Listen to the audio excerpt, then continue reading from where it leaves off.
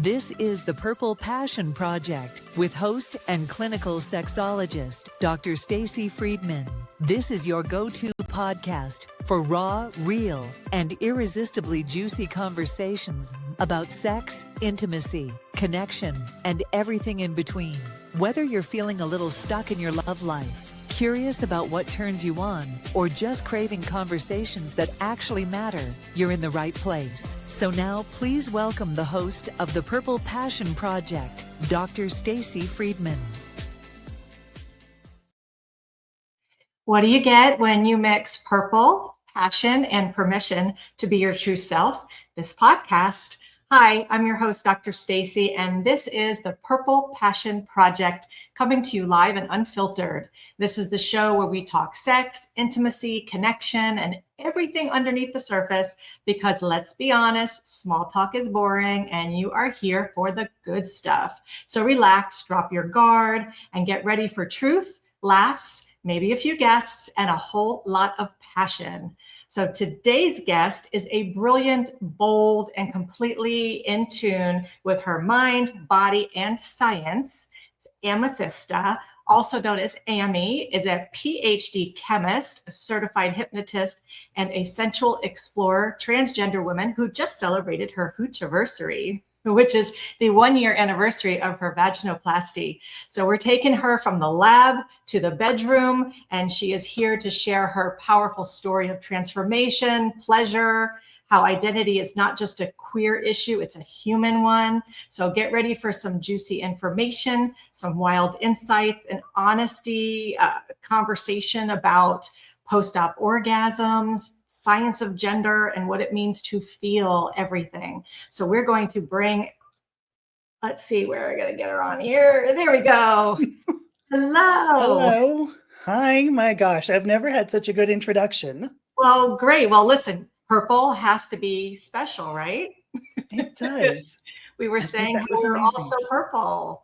Mm-hmm. Oh, I know. There's so much just, if anybody's watching this, it is all over the place. Yeah. It's all over the place. It's so awesome. I love it. Always love when you can find people that you align with and that love purple. Right. Anyway, so thank you for being here. And I wanted to just take you back to the beginning. And when we're talking about gender, when you realized that you were not aligned with your gender, give us a little background.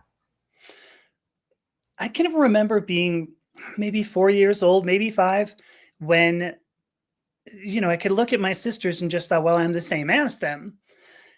And I mean, of course, this was the 1970s. So, I'm not the youngest, Does that work? I don't think this metaphor works. The youngest tool in the shed. I was about to say that. I don't think that works. We're going to make up a new one. So sure, it works. Perfect. So this was the early 1970s, and my parents were treated me differently than I felt. And I would say that I was well aware of the disconnect anyway by that point in my life, 4 or 5 years old. Certainly by the time I was about 8, maybe 10, it was really clear that I had this disconnect between who I knew I was and how the world treated me.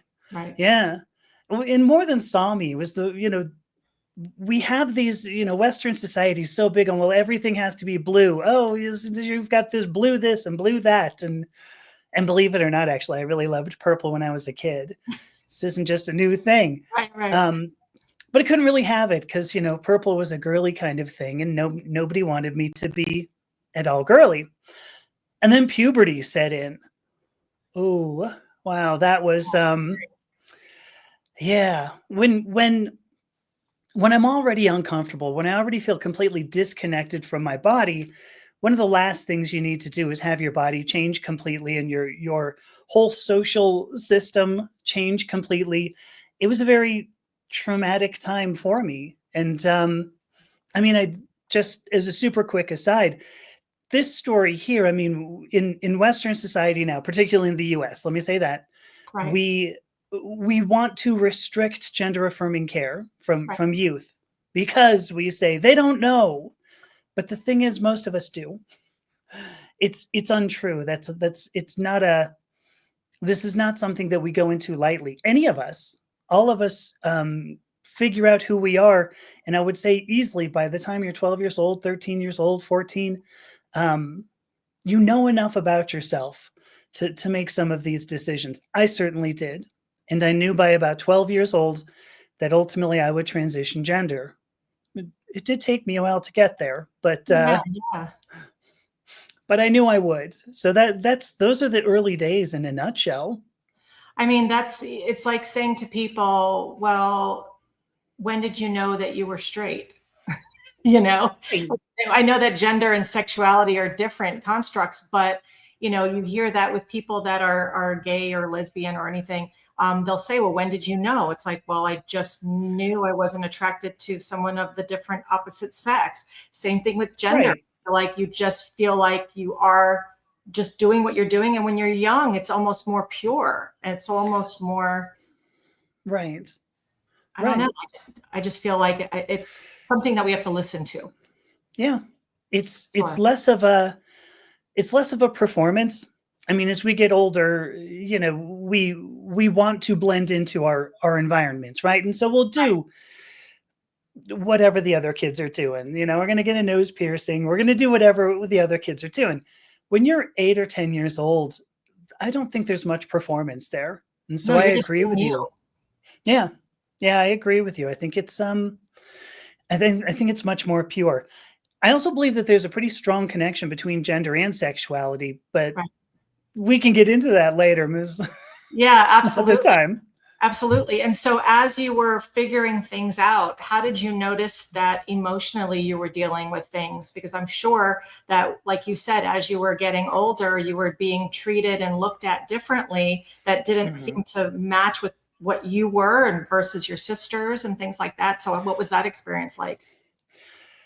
Ultimately, what I learned to do is, which is what every transgender person does, is mask.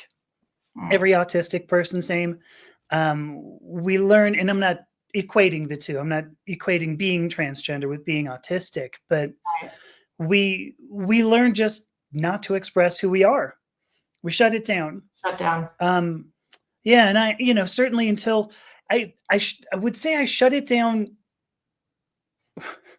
I guess I didn't shut it down very well. I mean, when I was in high school, I would stay home from school and I would dress in my sister's clothing. When I was in undergraduate, I was certainly dressing in women's clothing then. And it wasn't until I got to graduate school, I had moved across the country. So I grew up in Southern California, which you can tell when anybody says the word California, I can tell if you grew up there or not. But there you go. So I grew up in Southern California, LA. Grew up in LA, went to San Diego for my undergraduate, and then I moved across the country to go to University of Georgia. And the size of the city, the size of the town, I don't know what to call it. It was a huge culture shock. Oh, huge. Okay. It was a huge, huge culture shock. And because it was like 70,000 people, 70, something like that, 60, 70,000 people. Going from LA to Georgia is oh yeah. I mean, I met people in Georgia. They said, "Oh, I came from a hometown. My hometown has 1,200 people in it." And I went, "Yeah, that's my street." I was like, "That's my high school graduating class." It was like, "Is that for real?" Yeah. So it was a huge, huge culture shock, and I had no friends, and really all I did was, I thought to myself, "What do I have to lose?" Really. And so I embraced everything about myself. I can remember waking up. It was like a Saturday or something. It does make a difference what day. But I was looking out the window and I went, "Oh my gosh, I like both men and women." And there's a word for that, and it's bisexual. I use pansexual now, but right. I said, and that's great. And all of a sudden, like this weight just kind of lifted from my shoulders. I went, I can be bisexual. That's great. Right. I can breathe. Yes. And then I went, oh, wait a minute. That's because I am both part woman and part man. And there's a word for that, which is, I don't know. I'll figure it out later because I didn't really have one. It was 1994, I guess. So I was 24 years old. And, I accepted it completely. That doesn't mean I was happy about it, but I accepted my sexuality and my gender wholly and just said, perfect. Now I can be who I am. And I really threw myself into my gender expression, my sexual expression when I was in graduate school. And then I got married. That was not a great idea, because then I had to shut it all back down again. And then I graduated. And so then I was in industry and I had to shut it all back down again. And that continued on and on until ultimately 3 years ago, well, about 4 years ago now, when the mask slipped, I suppose, or the mask cracked. I don't know what Right. again, what metaphor I choose. But it's, you can only go on so far. You can only go on so far. The main thing that happened there, though, just to give an indication of how well we learned to mask. So I got married again. I got married in 2007 to a woman I met in 2000. And I should mention too, on our very first date, we went to this nice Italian restaurant. I went back to Los Angeles after graduate school. So we went to this nice Italian place in LA and for our first date, and we sat down and I said, so tell me everything bad about yourself and I'll tell you everything bad about myself. And It's a good way to two start other it, things, get it out of the way. we figured better to learn this up front than like have Right. right. Like you're about a year in or something, and you go, "Oh my gosh, really? Is that really you?" So, Tell me if you murdered anybody first, and then I'll let you know about me. Right. So I told her I'm both pansexual and transgender, and the words I had at the time, which were not those two, is bisexual and a transvestite. And she said, "Oh, that sounds interesting. I'd like to see that sometime." And I went, it's probably not true, but okay. Okay. But she knew very well that I expressed femininity, and I think she embraced it. Really, I don't, anyway, she allowed me to express my femininity, and we went on 14 years. I'm trying to think how long, but then she got pregnant, and I knew very well I was going to have a girl, right? My father had 4 sisters. I have 3 sisters. Wow. Of course I'm going to, yeah. yes, of course I'm going to have a girl, but I didn't. Oh. It was, I remember being at the, what's it called? The sonogram person. What's the ultrasound technology? Thank you. Yes. For 26 years. Oh, perfect. You know very well. Sound for 26 years. Yep. All right. There you go. So the ultrasound tech it goes, oh, well, here we go. Look, I'm a boy. And I went, because now I'm like, what the flying hell am I going to do? Right. How am I going to express and raise a boy in this world? Right.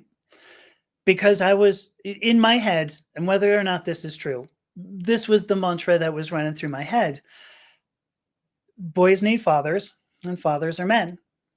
Right. Fathers are not whatever the hell I am. And I wasn't sure how to describe that, but they are not what I was.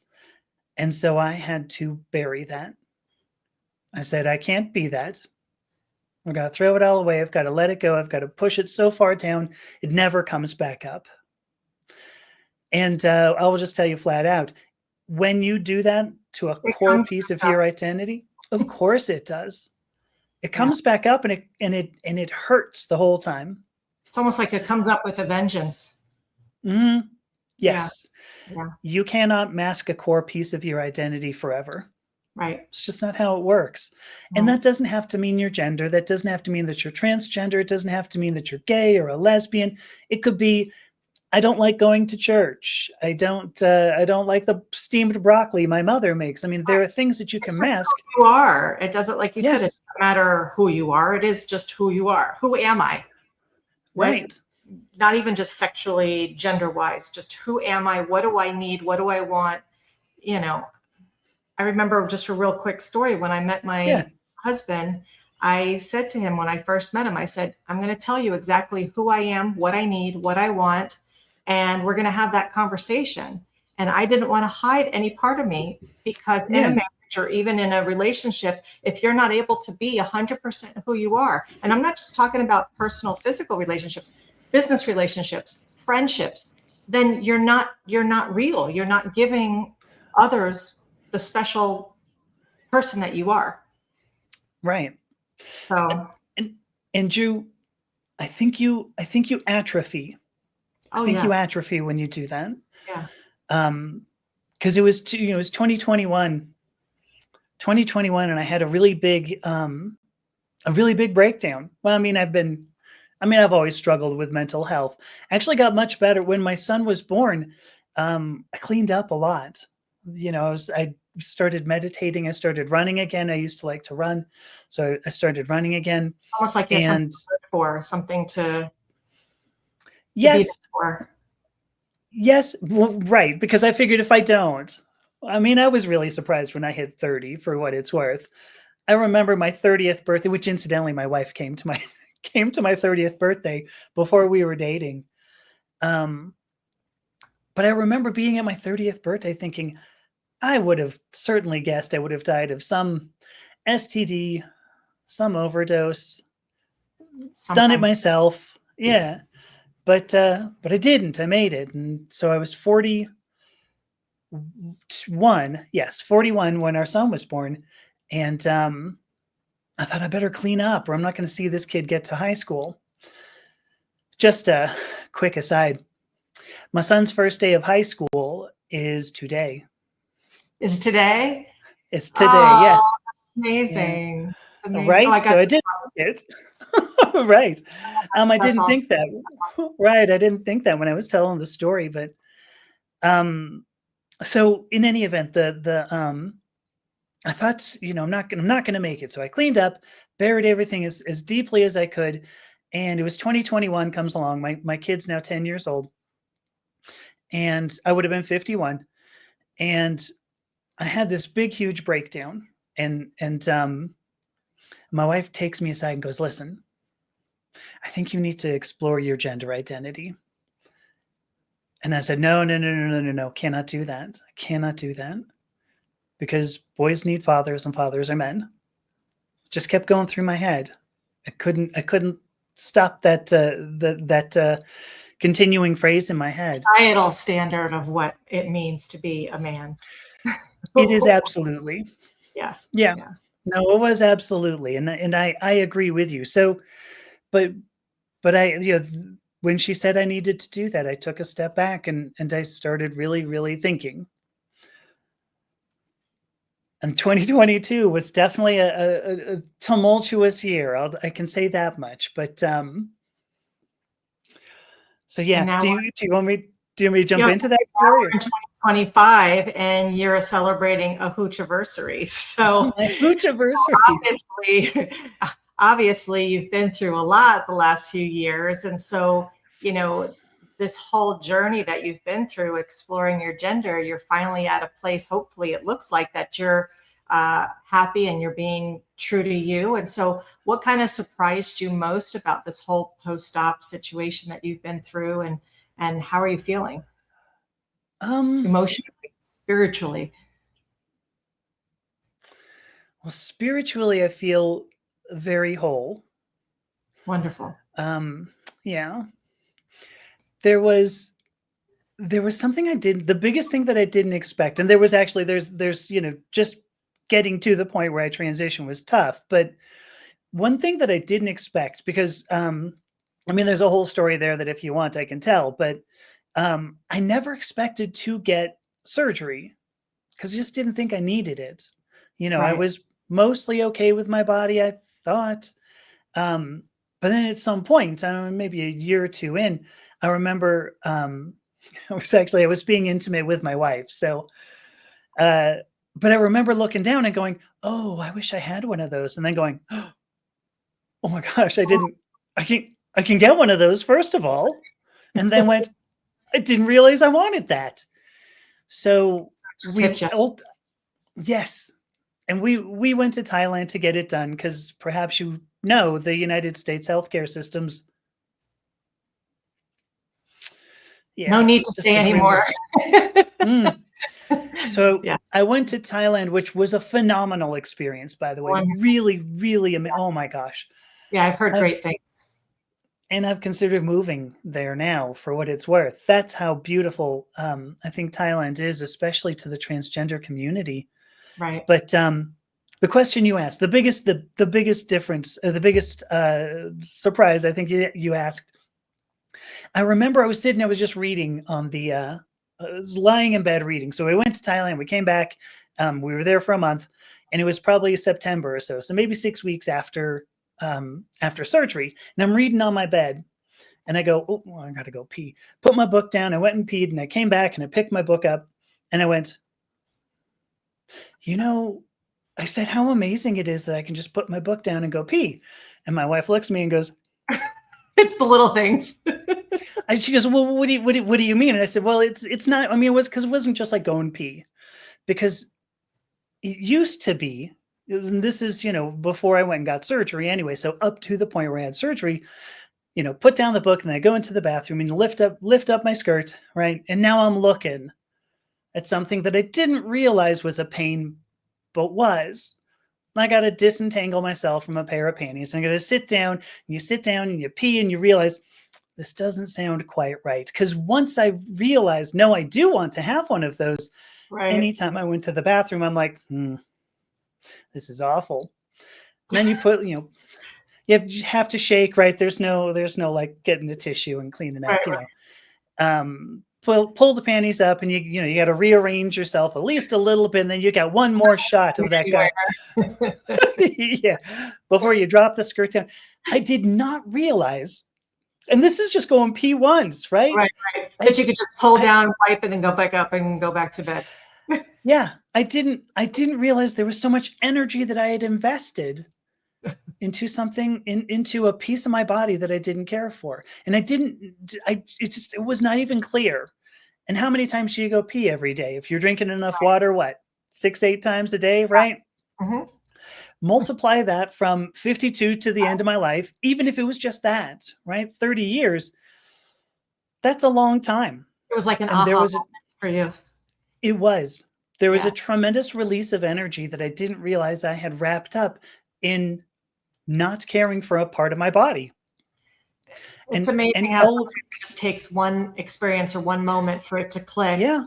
And it's something so which you might think, okay, pee, what's the big deal? But one little thing like that can just make a difference in your happiness, your psyche, your feeling about who you are. That's great. Yeah. Released a ton of energy. I didn't recognize, I had invested elsewhere. So that was the biggest surprise for sure. Well, I do want to get into a little bit of juicy stuff if we can. Okay. Because obviously, when we have the potential for surgery, and like you said, not everybody who is transgender needs to, wants to, has to, or has the ability to. But if it's something that's along their journey, I do know personally quite a few people that are transgender, and a concern is how everything works after. And so was that a concern for you? And how is your body functioning now, if you don't mind me asking, about if you're getting orgasms, how they feel, and how you're connecting to yourself sexually?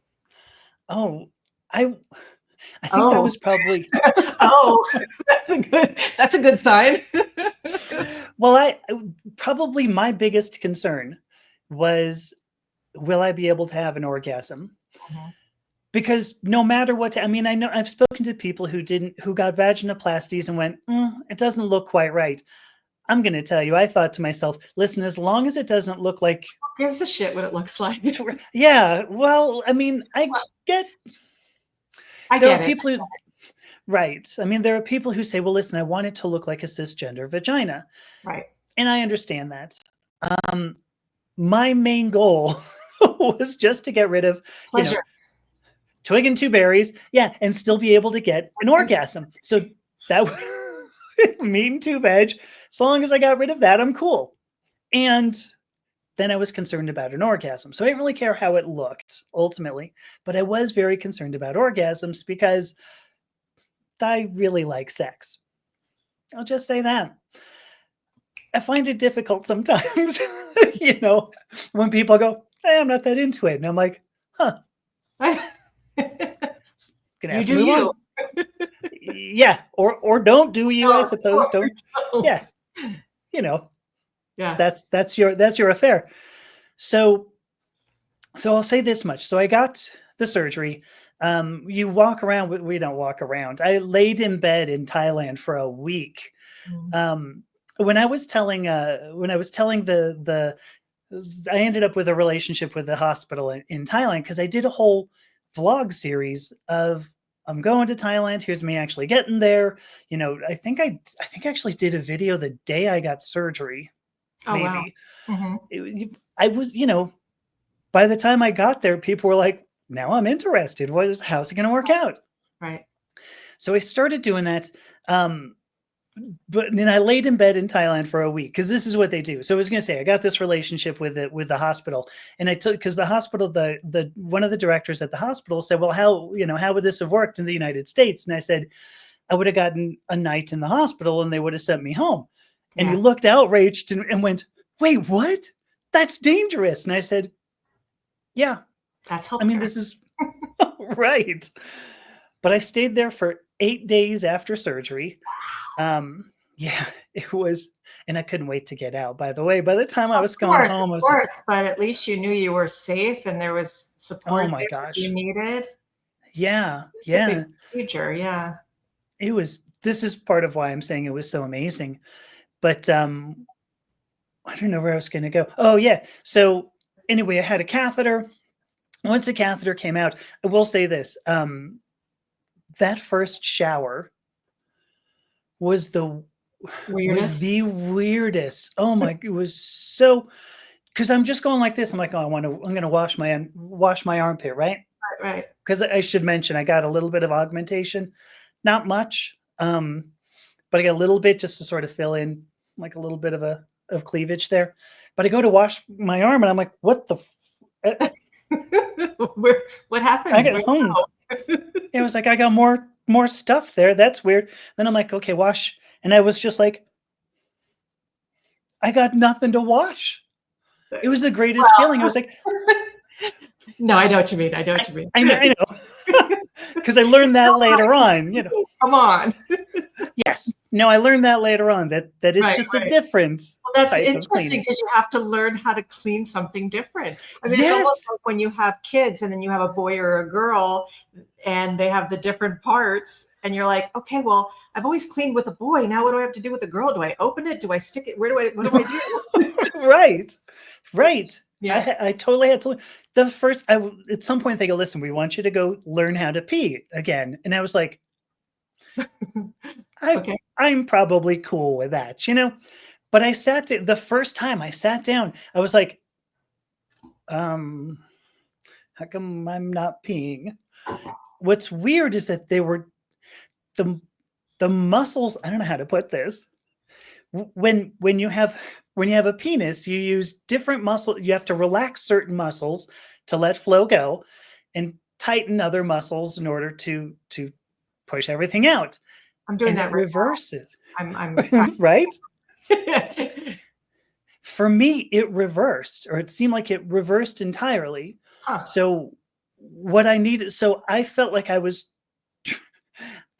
trying to hold it in order to go pee. It was the weirdest. So I had to learn this. That's so interesting.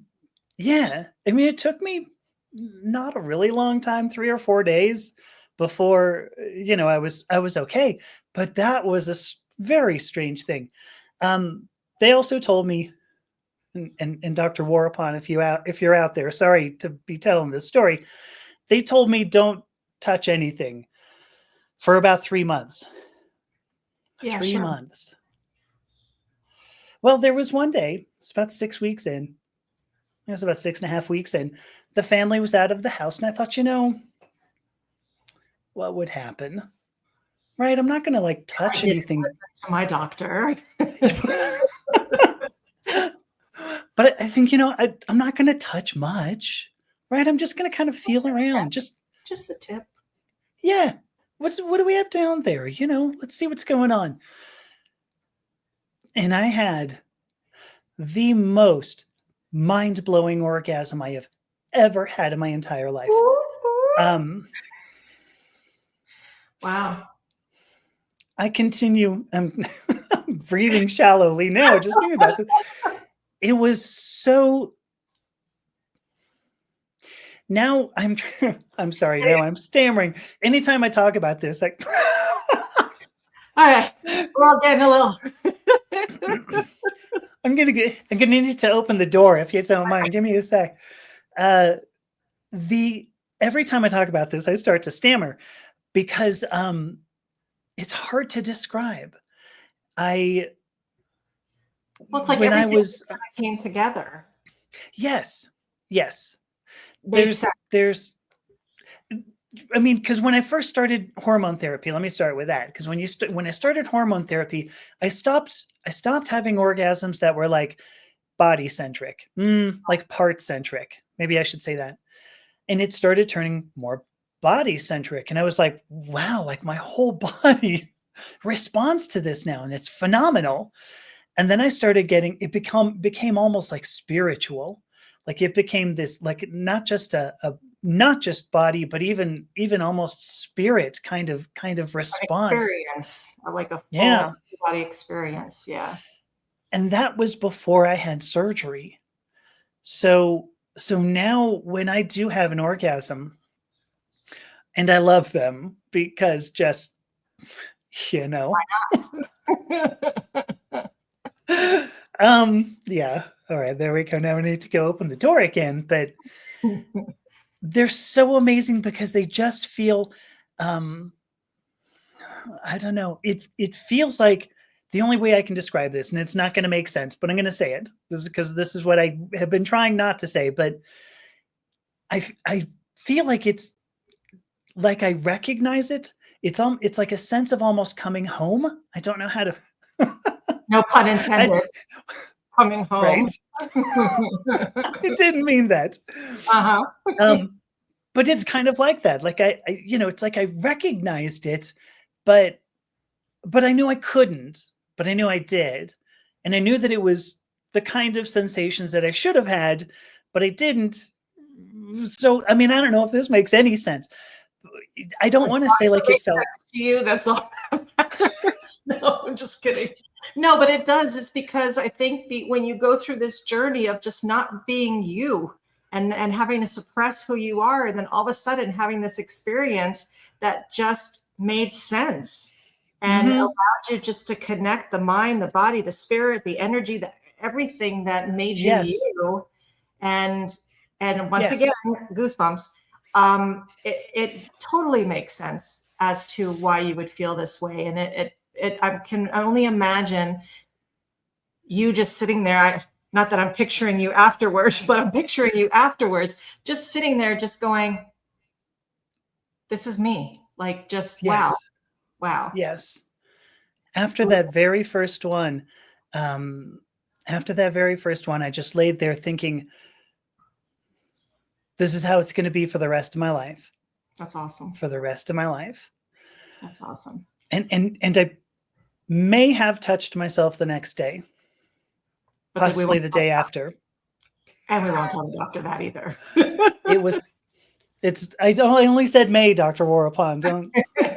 Well, it's good to know because, and then I'm going to just go to a quick commercial break. It's good to know that you can have the surgery and experience happiness, pleasure, because that is a fear for a lot of people who are transgender. And one of the reasons why they may not want to go through the surgery, especially if they've had orgasms for years and then they're doing it later in life, there's that fear. So you're giving people hope and possibility to know that you could have it, if not even have it better than it was before, because you're doing it as you.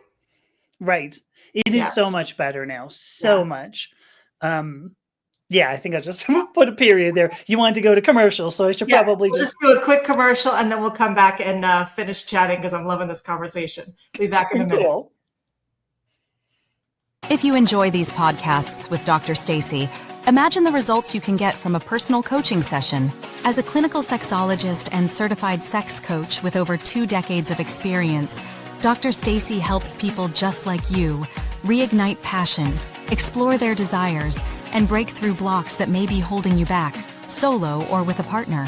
Whether you're struggling with communication, desire mismatch, performance anxiety, or simply want to feel more confident and connected in your sex life, Dr. Stacy is here to help. She offers a complimentary 15-minute consult so you can see if working together feels right. Visit drstacyfriedman.com to schedule your free call today, and let's take your passion to the next level. So we're back, and since this is such a great conversation we're having, I'm skipping my second commercial. So we're only going to do one, and I want to talk a little bit about the last couple of things that I want to talk about. Is you had said you were married, so I want to just help people understand that there is hope in a marriage as well when you transition. And then I also want to find out a little bit about your background and how people can find you as well. So give us a little background about you being married. And, you know, you said before you transitioned, you were married, and now that you transitioned, you're still married to the same person. So how did you navigate that? And how did your partner sexually try to navigate that as well? If your partner doesn't mind you talking about her.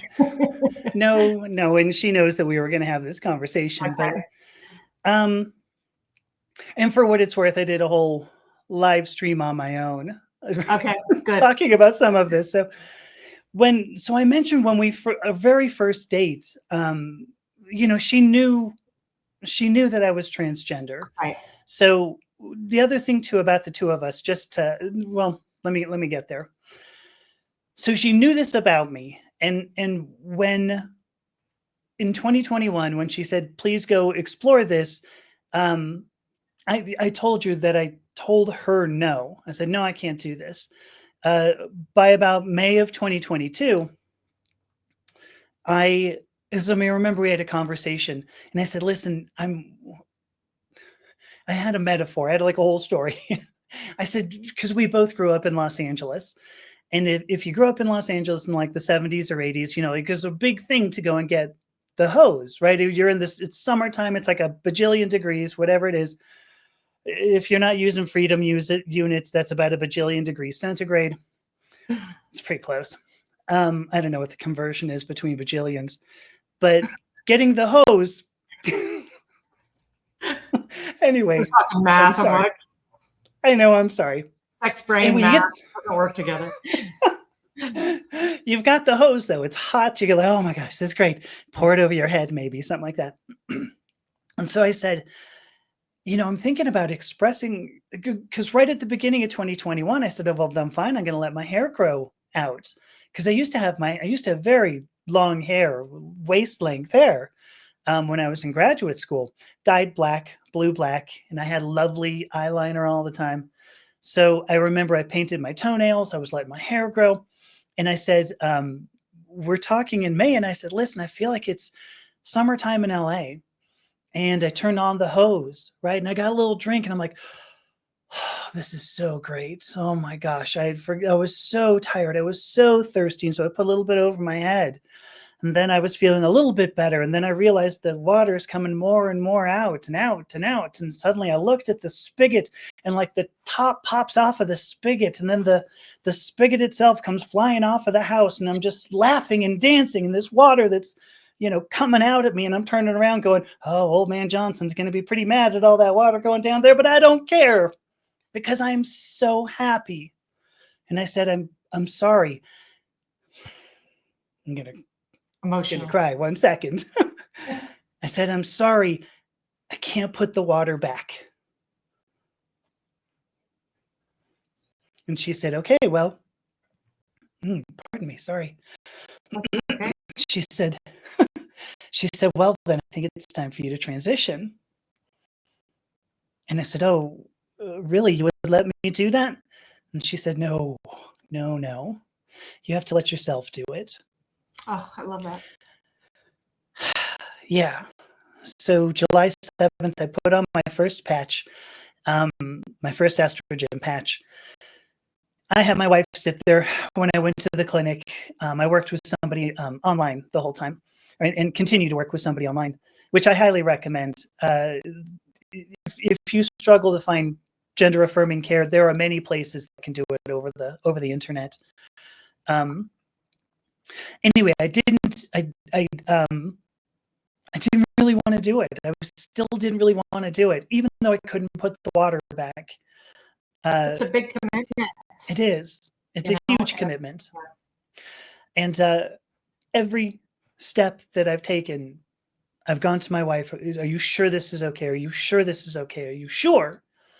And every time she's said yes. And we've now gotten to a point where, you know, we're just two women walking down the street holding the hands. And sometimes we get a funky look, although generally it's for my hair. Right. I hear you. Women, right. I get it too. Not two women holding hands anymore, but navigating the relationship was much easier than I thought. Well, you had a supportive partner, and not everybody does. No. And just because you may not have a partner that supports you, or not supports you, but supports the transition, not everybody is able to stick with their partners because it's just not something that either connects or resonates with them.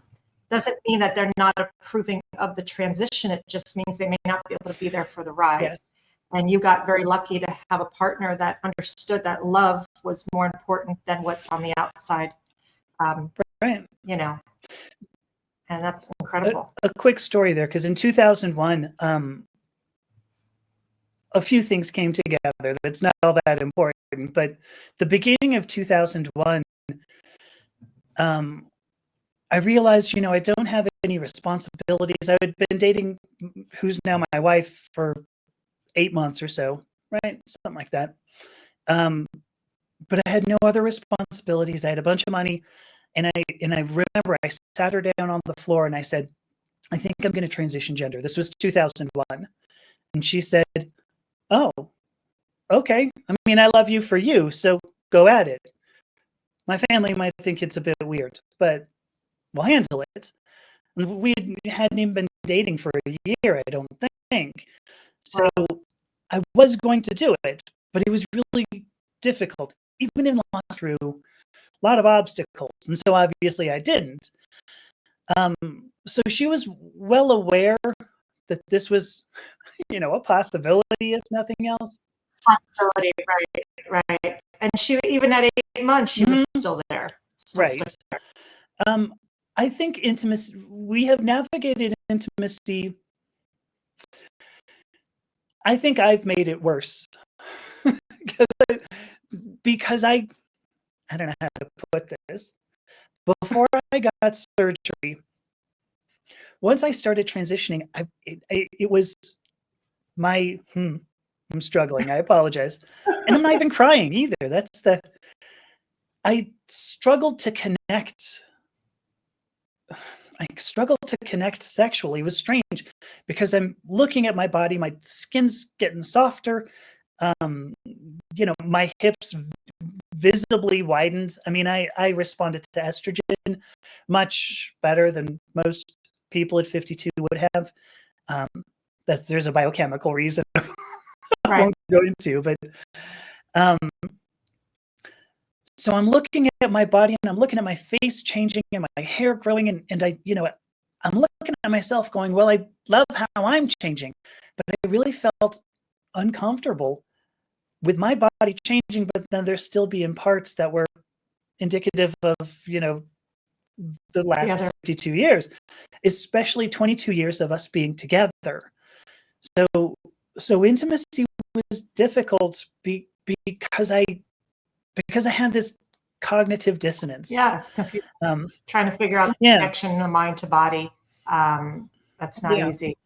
But it sounds like you've been exploring more than your doctor said you should have. So you were able to find your body a little bit better.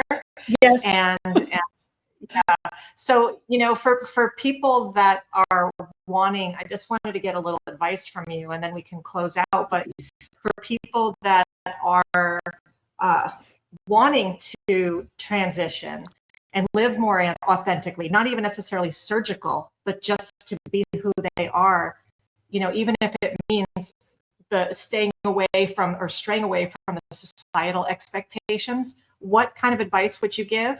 And then I want to hear just a little bit about you and how people can find you if they're interested in reaching out to you.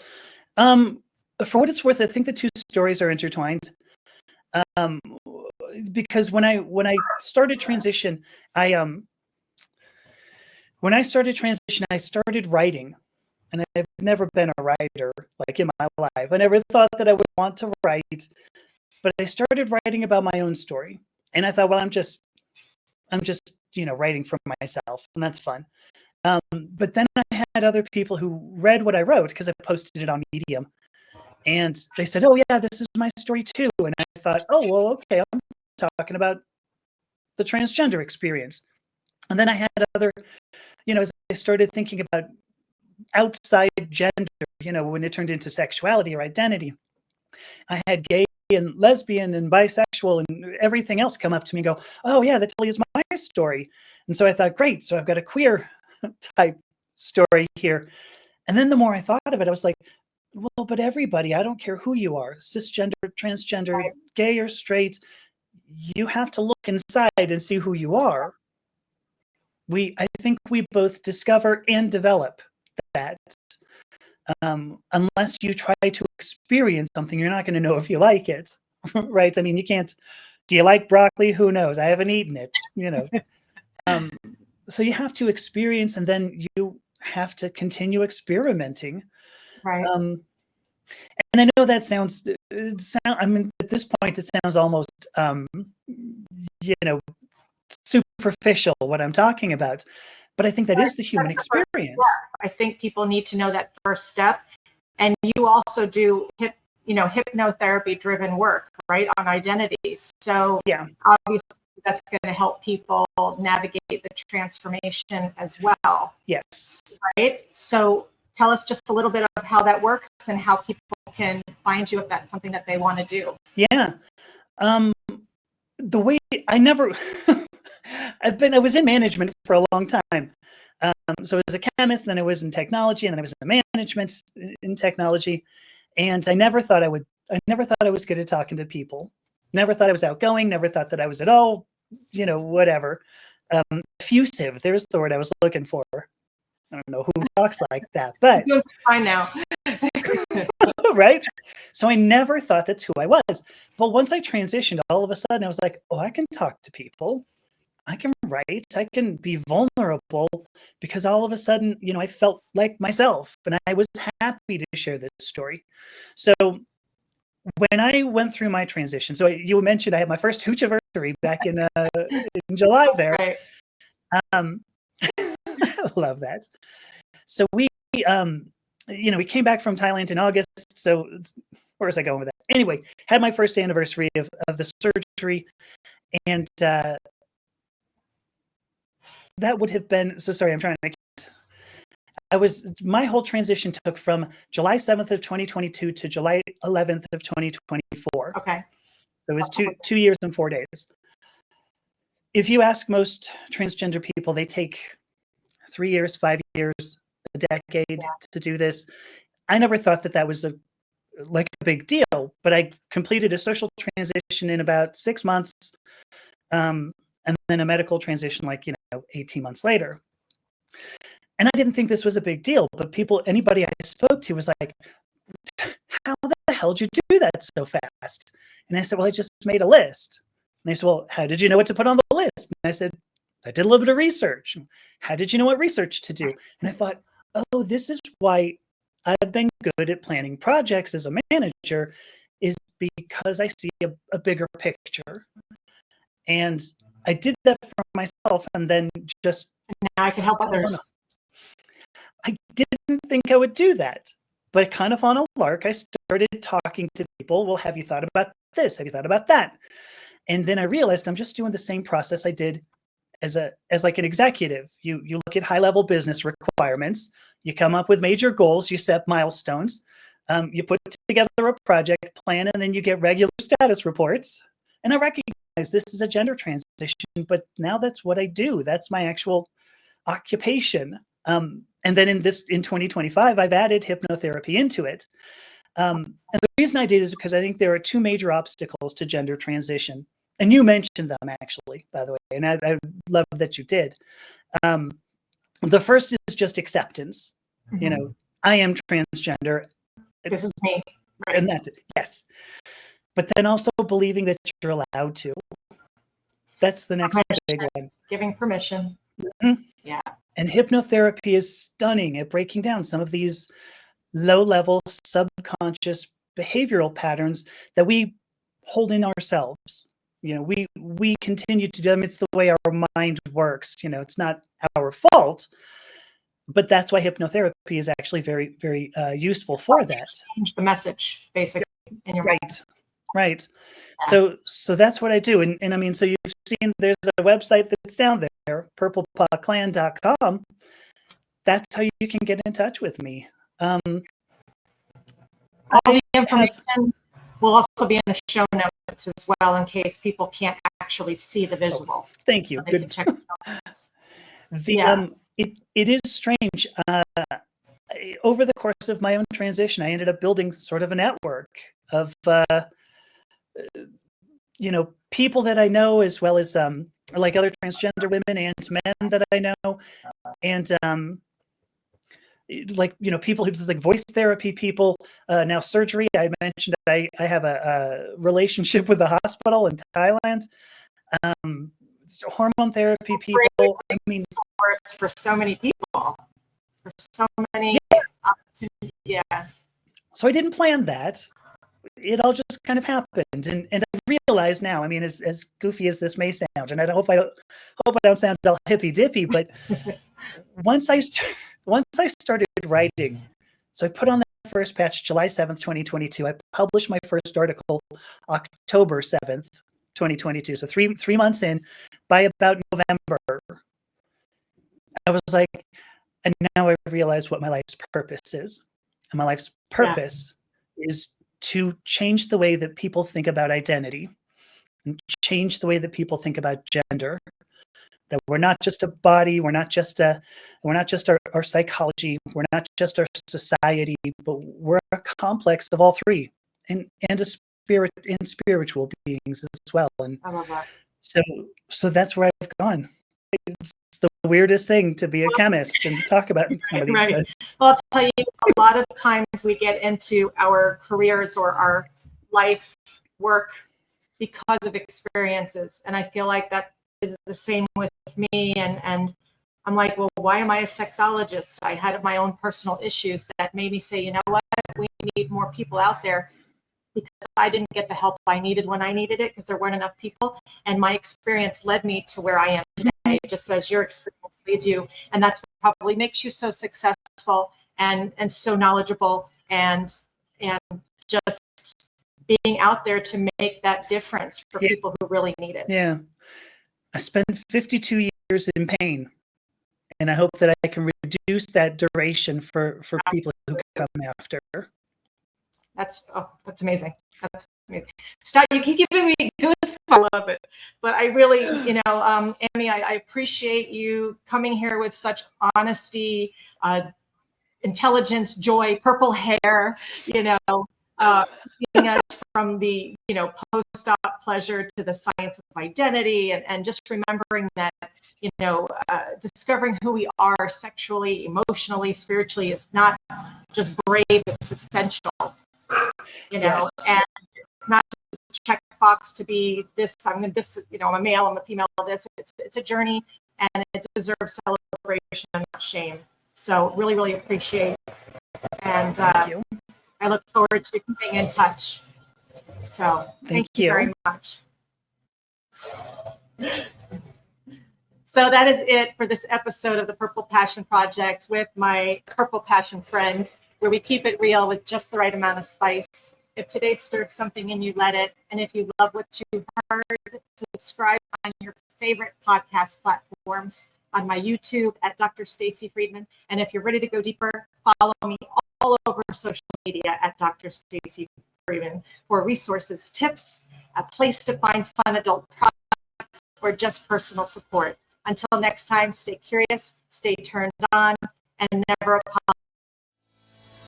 This has been the Purple Passion Project with host Dr. Stacy Friedman.